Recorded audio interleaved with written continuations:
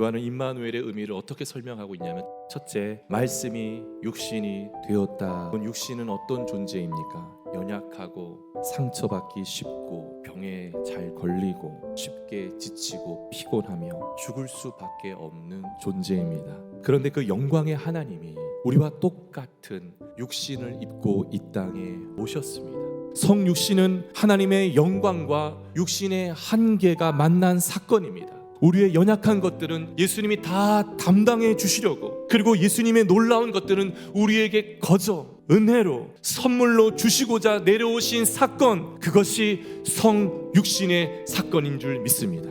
예수님이 우리와 같은 육신의 사람으로 오신 목적은 육신을 입고 있는 우리들을 하나님의 영광의 자리로, 하나님 자녀의 자리로 옮기기 위해서였습니다. 시공간의 제약을 받는 유한한 상태에 있었던 우리들을, 스스로의 힘으로는 구원을 얻을 수 없었던 우리들을, 죄로 인해 절망과 사망에 묶여 있었던 우리들을 이대로 내버려 두지 아니하시고 하나님의 영광의 자리로, 하나님의 자녀의 자리로 옮기기 위해서 우리와 같은 육신의 사람으로 오셨다라고 말씀하고 있는 것입니다. 두 번째, 우리 가운데 거하셨다. 이 구절을 직역하면 그는 우리 가운데 성막을 치셨다라는 뜻입니다. 우리가 예수님이 거하시는 집이 되는 것, 우리가 예수님이 거하시는 성전이 되는 것이다라고 말씀하고 있는 겁니다.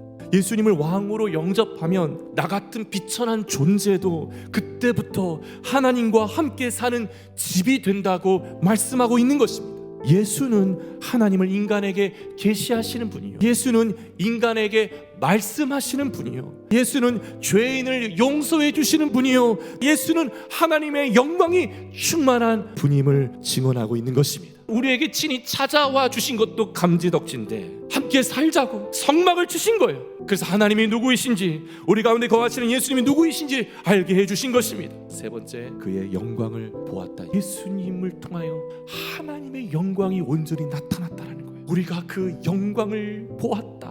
하나님의 영광을 보면 우리 안에 믿음이 생깁니다.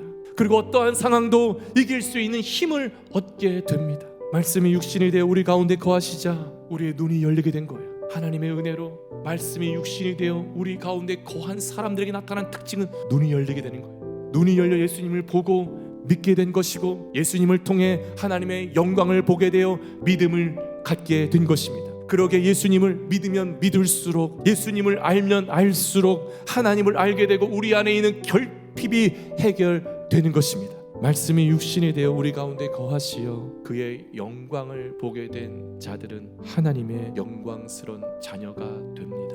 말씀이 육신이 되어 우리 가운데 거하시고 우리가 그의 영광을 보는 하나님의 임마누엘의 사랑을 내게 허락된 이웃들에게 흘려보내는 영광스러운 하나님의 자녀가 되기를 주 예수의 이름으로 축복합니다.